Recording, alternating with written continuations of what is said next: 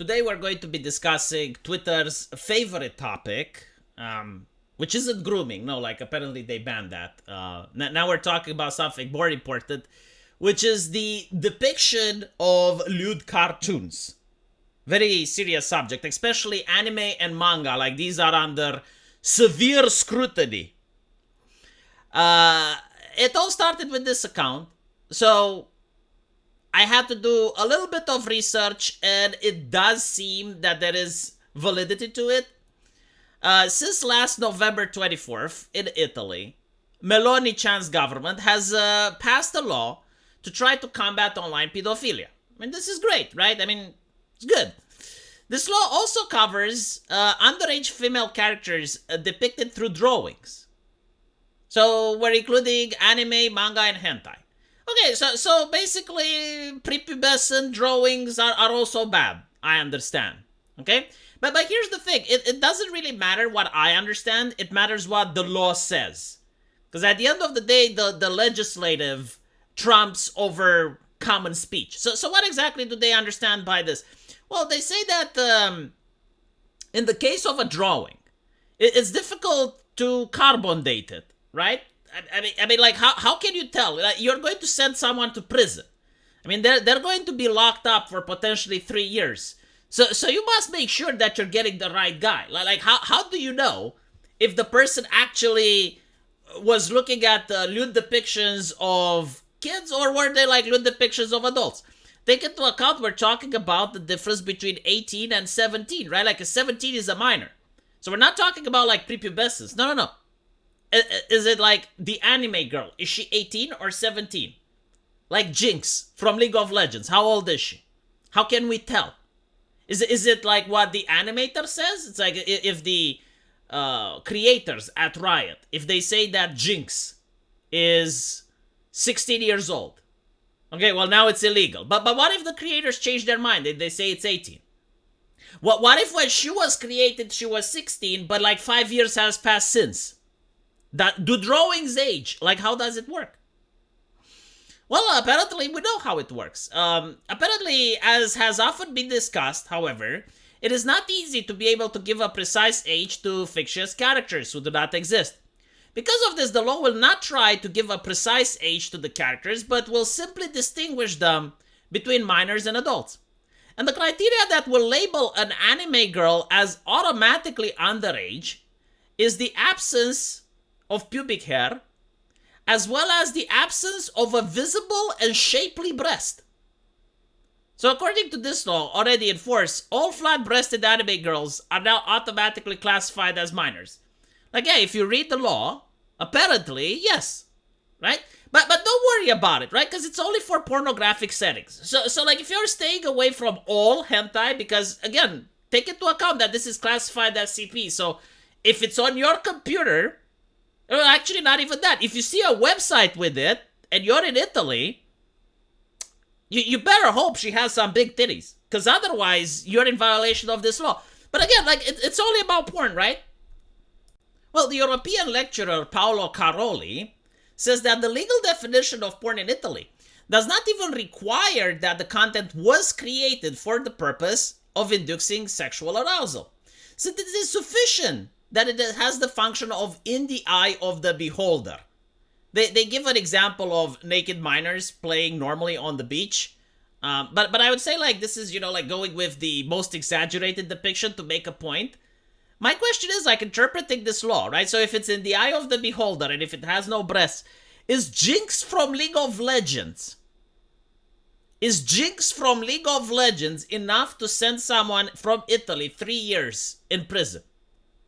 I mean, it's in the eye of the beholder, right? So I guess if a judge considers it. So the decision was heavily criticized by the scholarship of the Italian Court of Cassation, which extended the concept of CP even to comics and anime. The so-called total virtual porn, according to the court, is the possession of CP is a crime concrete danger. And it is the case of comics, the danger is represented by the evocation of real situations in which children are reduced to sex objects. Yeah, like, again, I understand what the law is trying to accomplish. But I think the way it is written, it has like such a broad application to the point that even mainstream anime can fall under this. Like if you look at Avatar, they have like that scene with Azula on the beach. I guess like Azula is safe because she's got boobies, but take into account that the boobies only matter if the age of the character is stipulated. So it is my understanding that if the developers, like if the anime studio says it's 16 because 16 is legal in Japan, like I don't know the age of consent in Italy, but I hope it's over 16, because otherwise Avatar becomes a problem. But actually no, hold on, even if it's over 16, it's also about the breasts, right? Like reading the law, it says that anime characters are into minors and adults, and it's all about the breast size and the pubic hair. So I guess like Azula, hopefully she doesn't shave. The reason that I'm even bringing this up, it's like, first of all, I do not believe that Italy is going to start persecuting, random people that sit on a Discord and they get a picture of Jinx. Okay? Like maybe, I mean, I don't know, like if the law is there, it can always be applied, right? But probably like the prosecutors are not that level of exaggerate, like they understand the spirit of the law.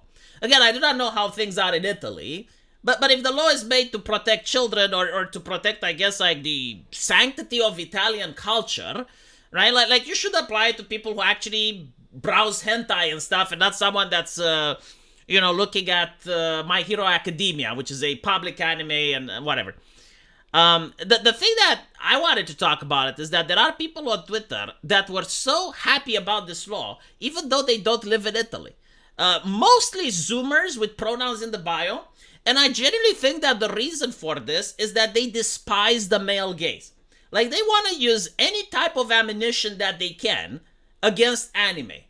And like first of all, it's like, well, why would you like an anime girl that's 16? And I'm like, okay, well, aren't the localizers supposed to be on the case? Just make the translation so that she's 18. I mean, Azula, right? Or Jinx. Like, Jinx can be 16, can be 18. Just translate her so that she's 18. There you go. Problem solved. Oh, but like, why would you sexualize a minor? And like, well, first of all, it's an anime girl. And secondly, I grew up with these things. Like, you should blame America for polluting my mind with TV shows like Buffy and, what else was there? American Pie, X-Men, I mean, a lot of the TV shows that I grew up with, like Jessica from Johnny Quest, right? Like, it had female characters that were dressed sexy, because this is what they mean sexualizing, right? Like, if you see a character from My Hero Academia in a bathing suit, they will say it's sexualizing. But if you genuinely believe that, like, if you genuinely believe that minors shouldn't quote-unquote sexualize, should we ban minors from buying bikinis? Why not? Why would you want the minor to be sexual? Why would you want the minor, like a 17-year-old girl, to have access to a bathing suit or a bikini? Like, no, they should only buy burqas, right? Well, my point is, because I'm trying to be ridiculous here, my point is, I do not understand why we have reached a level where fictional people matter more than real people. Like, you have OnlyFans girls, and you have, like, all of these Twitch streamers and all of the stuff that's happening in real life. You have the Drag Kids Story Hour, and you have, like, Netflix Cuties, and you have, like, all these actual things with actual people. However, you're more worried about fictional characters. I mean, Game of Thrones, right, like, has Dany, which is underage, getting raped in Season 1, Episode 1. Would that be illegal in Italy? Probably not, because she's not a fictional character, right? So when it's not a fictional character, I think, like, they're looking at the actress, and if the actress is of age... Like, this is my point. The ridiculousness of it. Now, of course, they're not going to actually... I mean, I don't think that they're going to start arresting citizens and stuff. Because I don't think they have enough prisons. Because, again, like, if this law would be interpreted the way it's written, if you're on a Discord and someone posts a picture of Jinx, you're in trouble if you're in Italy, right? So, I don't think it's going to be interpreted like that. But what it will do is that Japanese studios who create anime will have to now take into account that if they want to sell in Italy, well, they need to create androgynous women, because it is in the eye of the beholder. Okay, so if it's in the eye of the beholder, no one finds Abby attractive. Like, let's be honest. This is why the social justice activists like her. No one finds Abby attractive. You wouldn't make a character like Lele. right? So it's a lot safer to just make the characters androgynous, like the West does it. Give them the Californian look. This is what the Zoomers on Twitter are after. Again, like, they despise the male gaze. And they think that is the worst evil ever made. And that if you're a man that expresses the male gaze in any way, shape, or form, you're bad as well. So if you like VTubers like Amelia Watson, if you like Gargura, again, like, it's not even a sexual nature. Just if you like the aesthetics, they will treat you with disdain and disgust. The same way that religious people treated people that were deviant. That's how people on Twitter are treating people now. And this is why they're happy, right? Like, this is another legislation that will get Japan to eventually consider becoming like Hollywood. Like Hollywood, for instance, they censor stuff for China, right? Like, the Chinese government technically doesn't have the ability to censor stuff in the United States. However, if the United States wants to sell things in China, and if the movies cost like $300 million to make, they have to sell in China in order to break even. So they're going to censor all the LGBT stuff from big blockbuster movies. This is why TV shows, almost all of them, have at least one gay character in it, but movies don't. It's because movies are marketed for China while TV shows aren't. And they want the anime industry to think the same. Like, usually an anime costs around $300,000 to make per episode. 10 episodes is $3 million. So if you want to get your $3 million back, you got to sell outside of Japan. And if you want to sell outside of Japan, well, take into consideration that if you want to sell it into Italy, it's in the eye of the beholder. So even if it's not a pornographic anime, even if it's like something like My Hero Academia, every single character needs to have big boobs. Which is great, you know, but like another country can have a different definition. They can say, well, every single character, I don't know, needs to look as if they're 40. So at that point, you're like, okay, well, let's make female characters that are androgynous, like the Americans make them, and then there won't be any more criticism. So this is what, in my opinion, it's about. This is why the people on Twitter are happy with this law. Because it's a law that tries to control Japanese studios, and it's a law that also tries to control gaming companies. You want to sell in Italy, you have to comply. Let me know what you guys think, though, and as usual, I will see you in the comment section. Take care.